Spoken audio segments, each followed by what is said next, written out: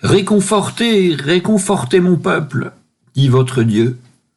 Parlez au cœur de Jérusalem et proclamez à son adresse que sa corvée est remplie, que son châtiment est accompli, qu'elle a reçu de la main du Seigneur 2 fois le prix de toutes ses fautes. Une voix proclame: dans le désert, dégagez un chemin pour le Seigneur, nivelez dans la steppe une chaussée pour notre Dieu. Que tout vallon soit relevé, que toute montagne et toute colline soient abaissées, que l'éperon devienne une plaine et les mamelons une trouée. Alors la gloire du Seigneur sera dévoilée et tous les êtres de chair ensemble verront que la bouche du Seigneur a parlé. Et quant à toi, monte sur une haute montagne, Sion, joyeuse messagère, élève avec énergie ta voix, Jérusalem, joyeuse messagère, élève-la. Ne crains pas, dis aux villes de Juda, voici votre Dieu, voici le Seigneur Dieu. Avec vigueur il vient, et son bras lui assurera la souveraineté. Voici, avec lui son salaire, devant lui sa récompense. Comme un berger, il fait paître son troupeau. De son bras il rassemble, il porte sur son sein les agnelets, procure de la fraîcheur aux brebis qui allaitent. Loué soit-il.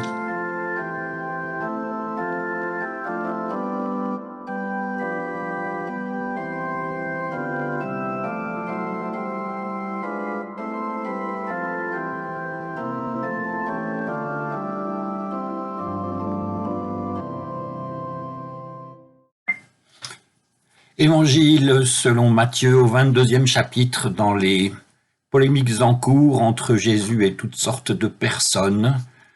Voici maintenant des pharisiens, des hérodiens, leurs disciples, pour un piège. Alors les pharisiens allèrent tenir conseil afin de le prendre au piège en le faisant parler. Ils lui envoient leurs disciples avec les hérodiens, le parti du roi Hérode, pour lui dire: Maître, nous savons que tu es franc et que tu enseignes les chemins de Dieu en toute vérité, sans te laisser influencer par qui que ce soit, car tu ne tiens pas compte de la condition, du faciès, comme on dirait aujourd'hui, du faciès des gens. Dis-nous donc ton avis. Est-il permis, oui ou non, de payer le tribut à César? Mais Jésus, s'apercevant de leur malice, dit: Hypocrite, pourquoi me tendez-vous un piège? Montrez-moi la monnaie qui sert à payer le tribut. Ils lui présentèrent une pièce d'argent. Il leur dit: cette effigie et cette inscription, de qui sont-elles? Ils répondirent: de César. Alors il leur dit: rendez donc à César ce qui est à César, et à Dieu ce qui est à Dieu. Et à ces mots, ils furent tout étonnés, ils furent bluffés, on dirait aujourd'hui, scotchés. Et le laissant, ils s'en allèrent.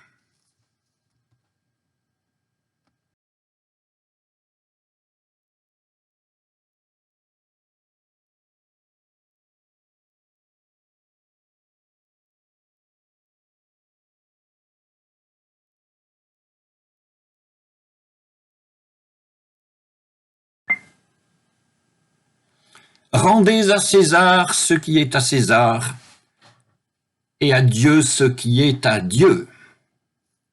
Mais qu'est-ce qui est à César? Et qu'est-ce qui est à Dieu? Ces gens-là qui étaient venus interroger Jésus, servaient-ils César ou servaient-ils Dieu? En tout cas, ils étaient venus pour tendre un piège de mots. Un piège en oui ou non. Doit-on, oui ou non, payer le tribut? D'un côté donc, les Hérodiens, le parti du roi Hérode, le roi fantoche, un roi qui existe uniquement par la volonté de l'occupant romain, César. Et la volonté de l'occupant, c'est surtout que l'occupé paye le tribut. L'intérêt du parti du roi, c'est que, oui, on paye le tribut. Alors si Jésus répond non, il est un homme mort, sans doute par la croix pour motif de sédition. Il faudrait donc que Jésus, pour demeurer en vie, réponde « Oui, on doit payer le tribut ». Mais de l'autre côté, il y a les pharisiens, un parti religieux pour lequel l'occupant est idolâtre, la monnaie à effigie de l'empereur est idolâtre, et tout ce qui n'est pas juif est impur. Si en face de ces gens-là, Jésus répond que oui, on doit payer le tribut, il est un homme mort. Sans doute par lapidation comme blasphémateur. Alors il devrait répondre non, sauf qu'il y a, nous l'avons déjà dit, en face, le parti du roi Hérode. Ne pas répondre oui, ne pas répondre non. Il faut cependant répondre, parce qu'une réponse est attendue. Quelle est en fait la question posée par une étrange alliance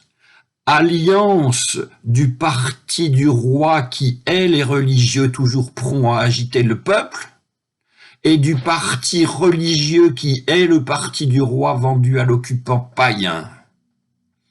Ils sont en alliance. Quelle est la nature de leur alliance? Et quel était le problème commun? Quel est le problème commun? Le problème unique que leur pose Jésus? Eh bien, le politique d'un côté, le religieux de l'autre peut-être. Il ne peut pas être question du politique d'une part et du religieux d'autre part. Il ne peut pas être question de faire au temple ce qu'on a décidé d'y faire, et de faire ensuite sur la place publique ce qu'on a décidé d'y faire, l'un et l'autre s'ignorant, ou l'un et l'autre s'alliant.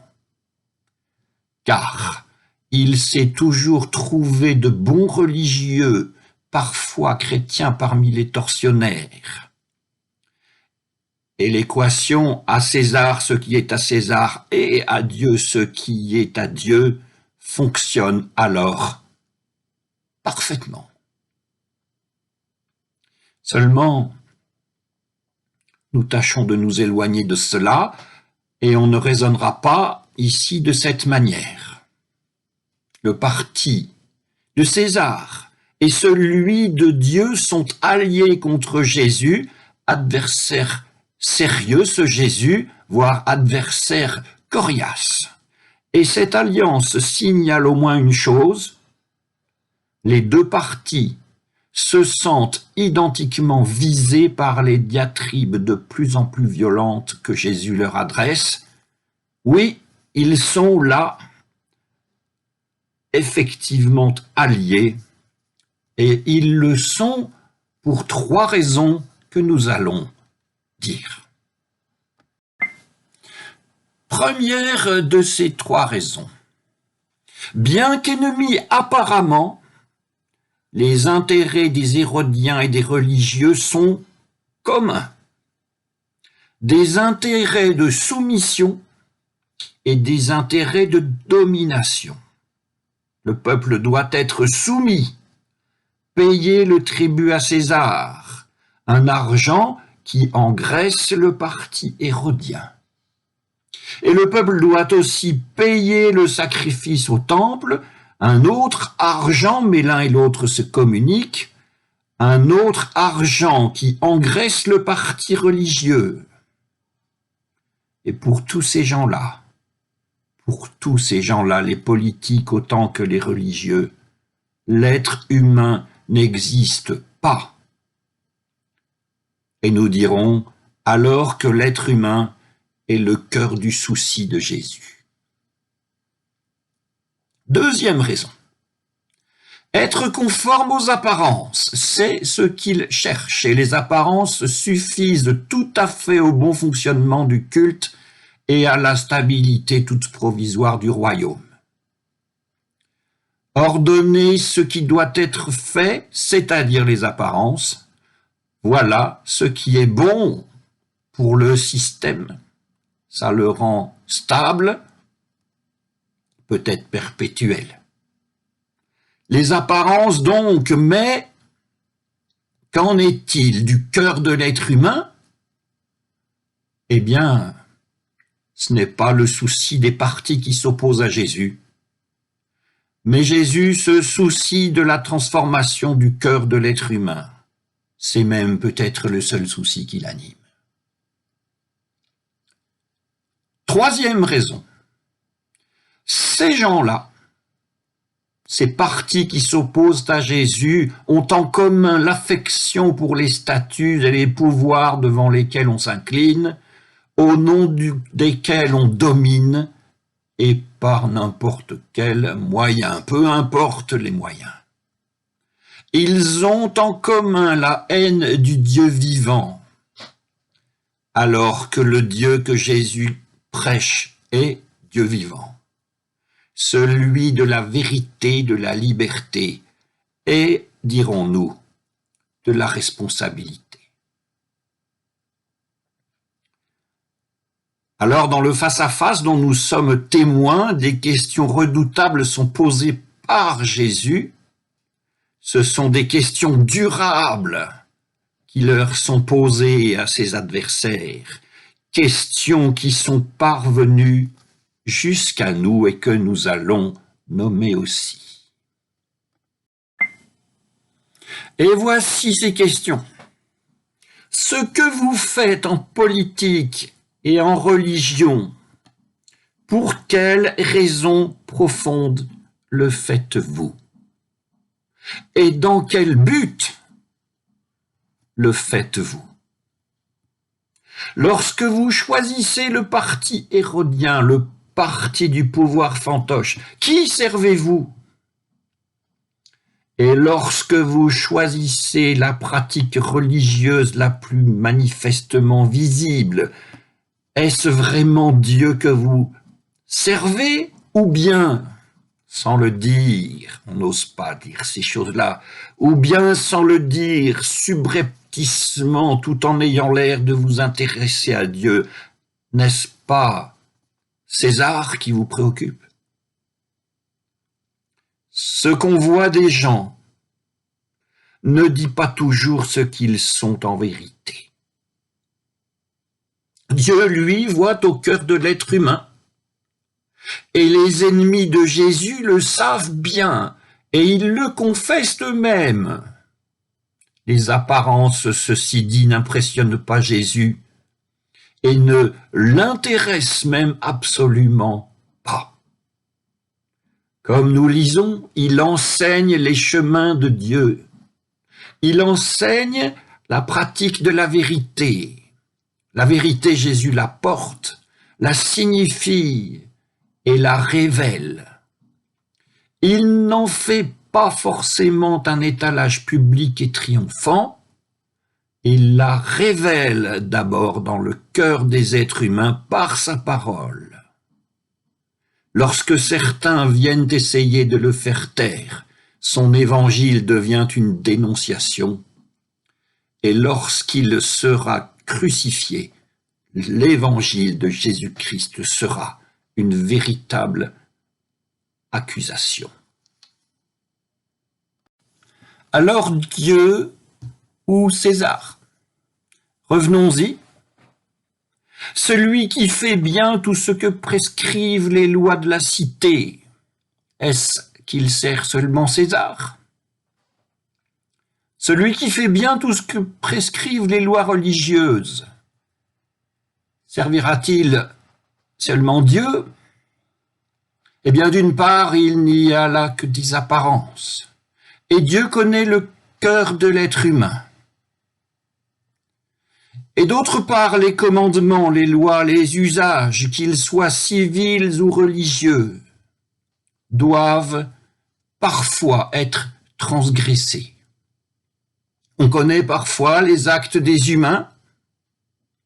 Alors n'y a-t-il pas moyen de s'orienter, de choisir, obéir ou désobéir? Au moment où Jésus parle, nous pourrions essayer d'affirmer que la loi et les prophètes ont abondamment et suffisamment informé les gens de ce temps-là. Et à la question posée à Jésus, à la question qui vient d'abord, la question posée à Jésus, recevrait à coup sûr une réponse positive, du genre: il est toujours arrivé malheur aux rois d'Israël ou de Juda qui refusaient de payer le tribut à leur suzerain. Ou une réponse négative, car voici, Dieu a su faire lever des libérateurs pour son peuple. Et là, Jésus, que répond-il sans aucune ambiguïté? Il répond: à César ce qui est à César, et à Dieu ce qui est à Dieu. On peut bien choisir de se soumettre servilement à des lois iniques, et l'on va rendre ainsi, en quelque manière, à César ce qui est à César, mais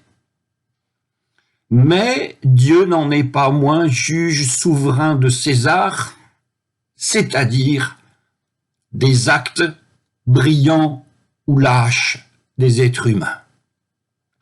On peut choisir au nom de Dieu de désobéir à des lois iniques, et l'on rend ainsi à Dieu ce qui est à Dieu. Mais on rendra aussi à César ce qui est à César, qui possède ici-bas le droit de nous juger, de nous condamner selon son droit ou selon son bon plaisir. L'attitude que commande donc Jésus n'est pas la soumission ni la révolte, mais la vérité. Et la vérité s'énonce ainsi: s'agissant de ce que vous devez aux apparences et aux lois, quelles qu'elles soient, examinez, délibérez, choisissez, agissez, et répondez devant les humains comme devant vous-même de ce que vous aurez fait. Et le dernier mot reviendra toujours à Dieu. Quant à Jésus, il accomplira pleinement ce qu'il aura dit, rendant à Dieu ce qui est à Dieu en toute vérité. C'est jusqu'à la croix aussi qu'il rendra à César ce qui est à César. César ne va pas plus loin. Mais Dieu sera juge des choix, des paroles et des actes de son Fils et rendra son jugement pour toujours au matin de Pâques, en le ramenant de la mort à la vie. Qu'il en soit ainsi. Amen.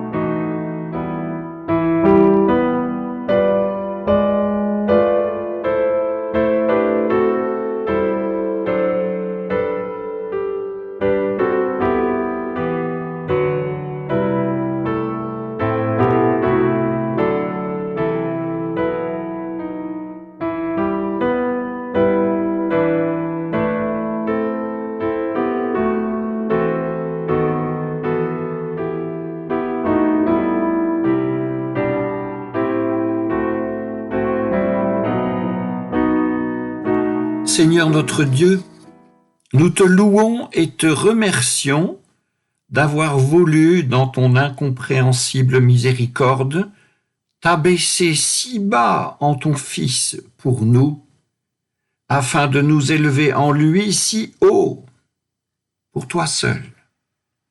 Nous te louons et te remercions pour la grâce de ton appel et de ton élection, et parce que tu es aussi le Dieu des rejetés et que tu ne cesses pas de prendre soin de nous et d'eux et de tous, comme un Père juste.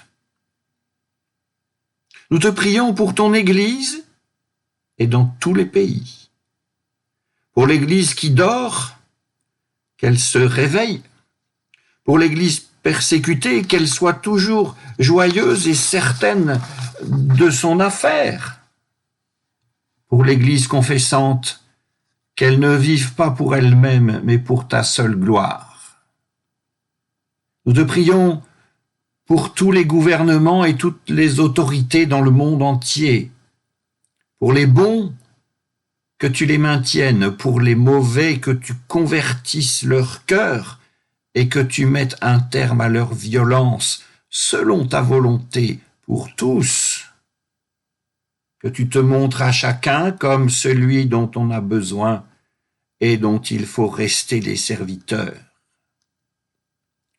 Nous te prions pour qu'on s'oppose à toute tyrannie et désordre et que tous les peuples et les personnes opprimées soient aidées pour obtenir justice. Seigneur, nous te prions pour les pauvres, les malades, les prisonniers, les perdus, les troublés. Nous te prions pour tous ceux dont toi seul connais la souffrance. Puisses-tu consoler et donner l'espérance à tous et chacun.